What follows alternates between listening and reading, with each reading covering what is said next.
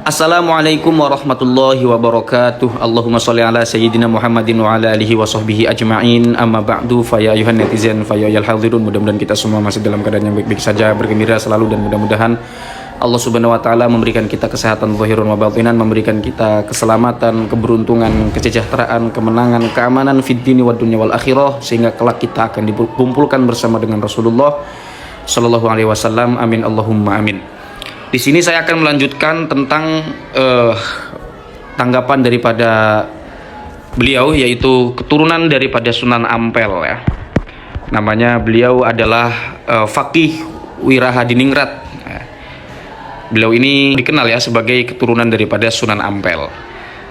Tetapi setahu saya keturunan Sunan Ampel itu atau keturunan Wali Songo itu tidak pernah membangga-banggakan nasabnya. Artinya mereka itu diberi gelar sebagai keturunan, itu ya orang lain yang menyebut. Saya misalnya menyebut beliau sebagai keturunan begitu. Ya mudah-mudahan kita doakan untuk semuanya, untuk setiap zuriyah yang memiliki zuriyah atau nasab bagus, didoakan oleh kita semua agar supaya dapat menjaga nasabnya dengan baik, agar supaya tidak memperburuk nama baik dari leluhur-leluhurnya begitu ya. Ini saya sampaikan kepada siapa saja secara umum begitu. Statement bahwa khusus meragukan nasab Nabi ini bukan hal baru, bahkan pernah terjadi di qabilah yang masyhur sebagai turunan Nabi Muhammad SAW.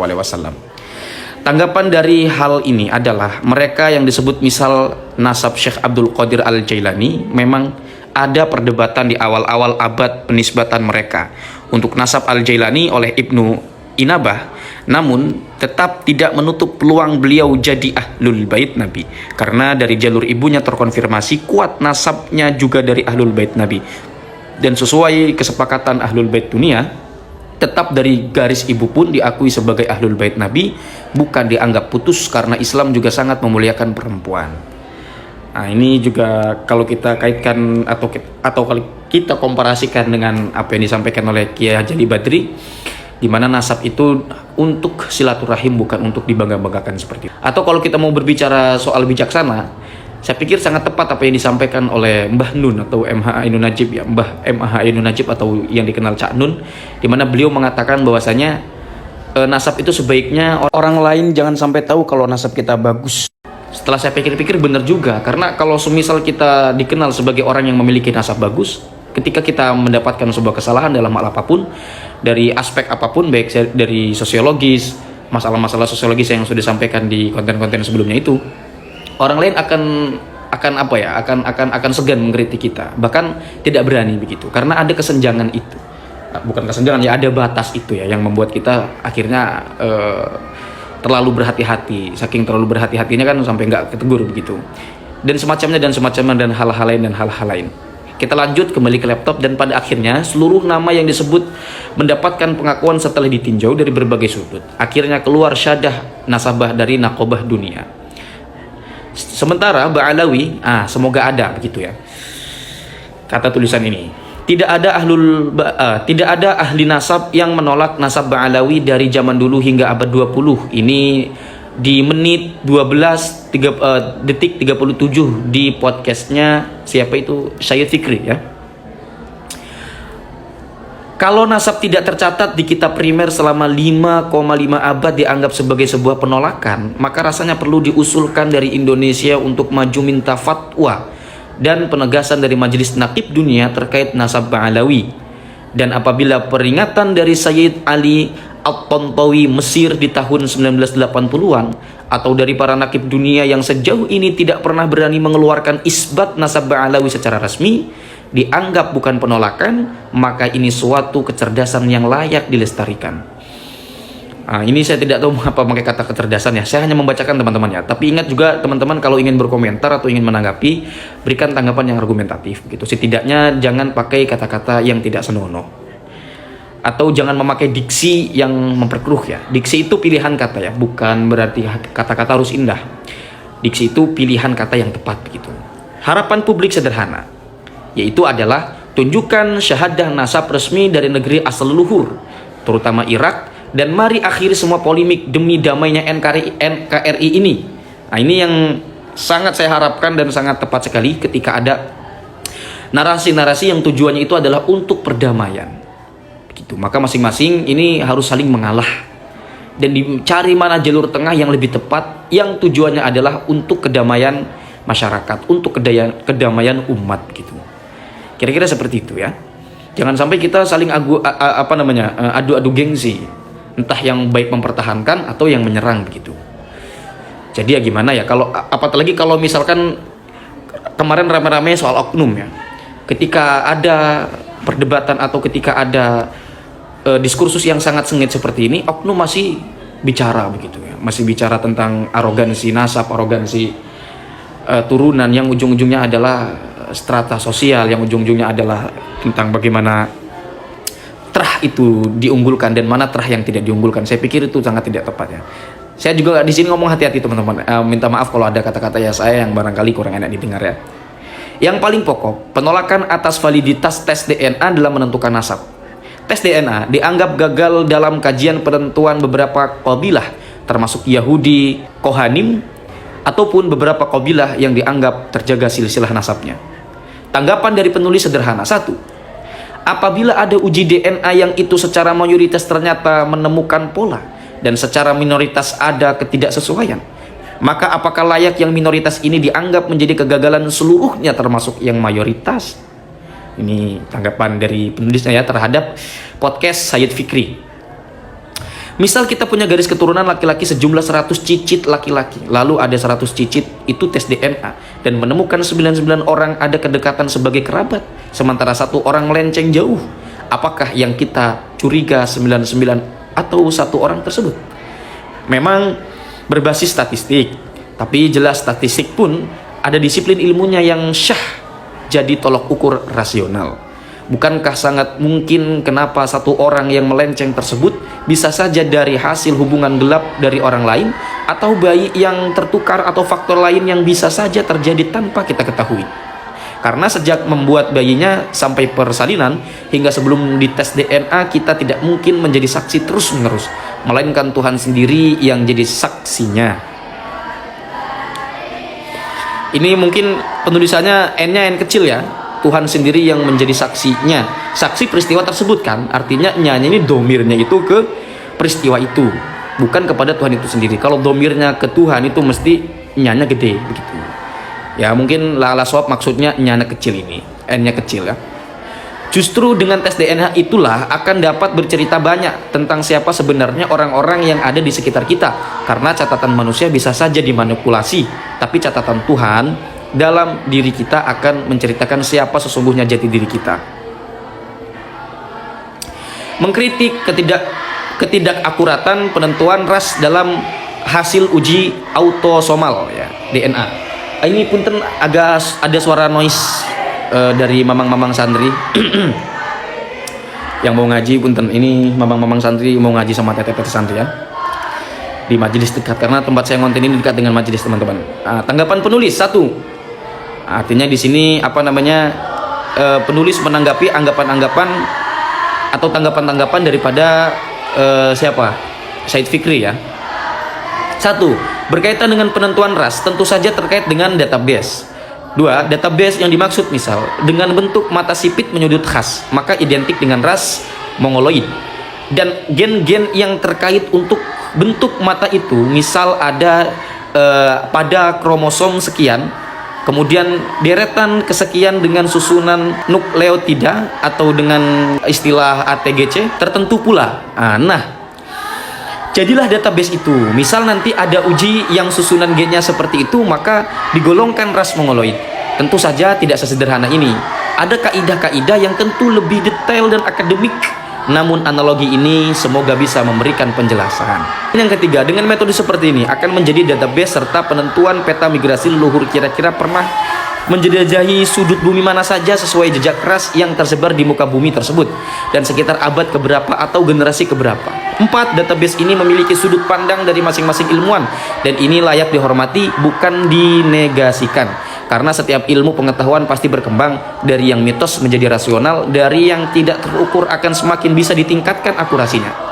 Sebagaimana perdebatan geosentris dan heliosentris yang terjadi di abad-abad silam, akhirnya yang lebih rasional akan memenangkan peradaban.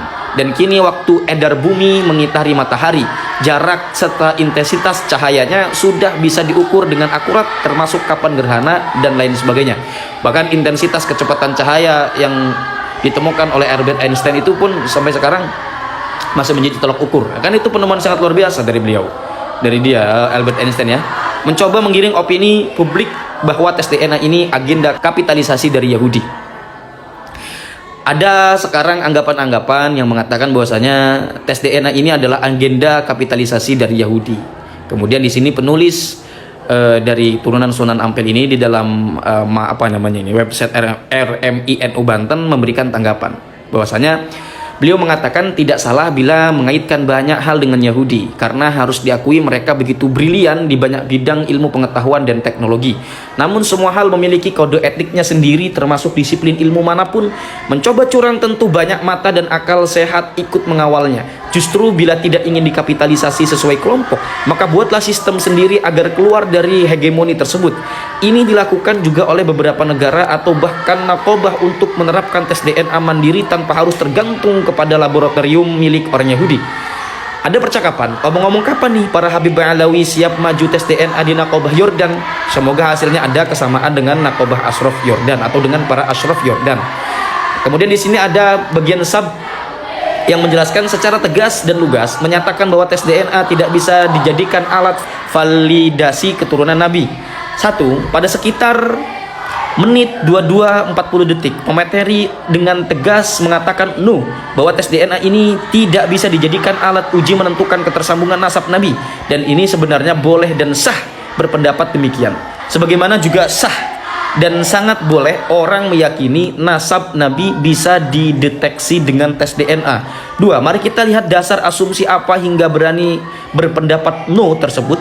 Mengutip David Balding, seorang profesor statistikal genetik dari Melbourne, bahwa kita tidak boleh menggunakan hasil tes DNA tanpa pendukung yang lain, misalnya catatan-catatan sejarah.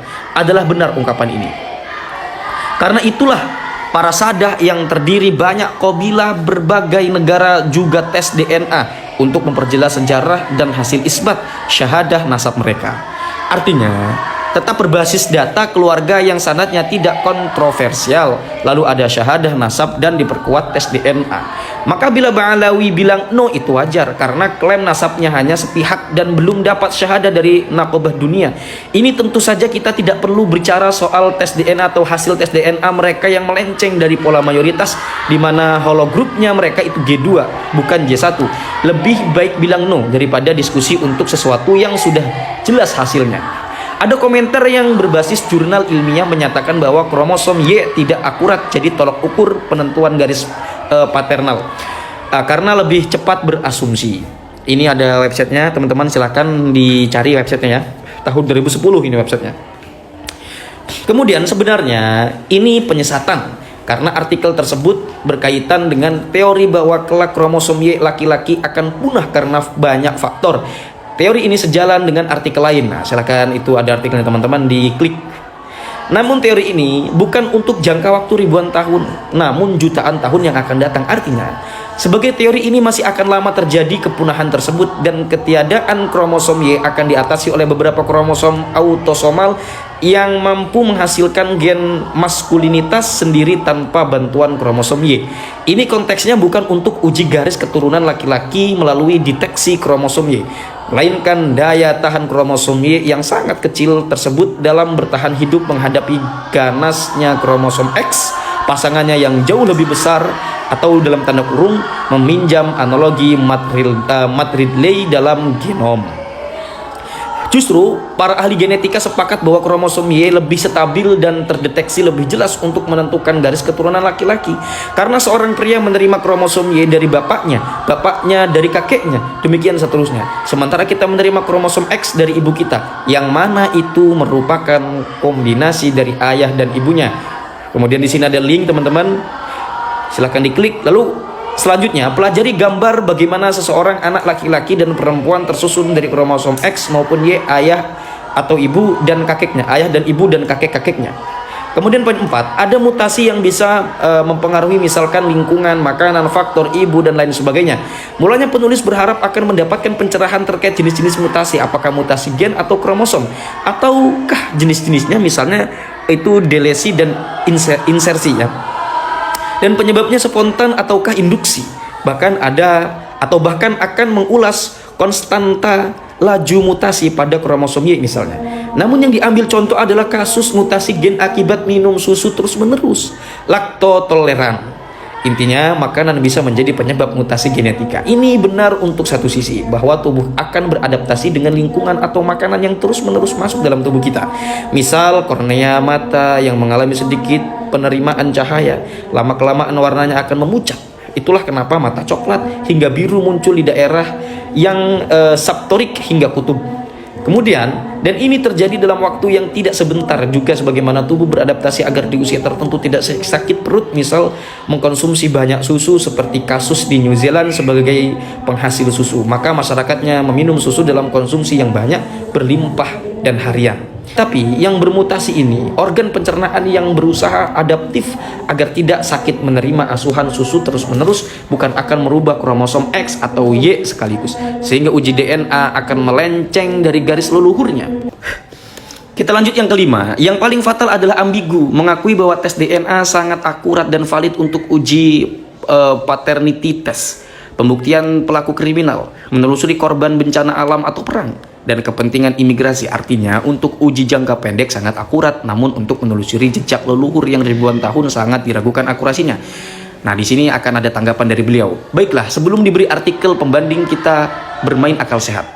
Akurasi untuk menentukan hubungan ayah dengan putranya adalah 99,99%, lalu anak dengan cucu juga 99,99%. Demikian seterusnya ke bawah. Ada website di situ, silahkan diklik. Kira-kira dalam 40 generasi, mungkinkah jadi berkurang jauh pergeseran keakuratannya?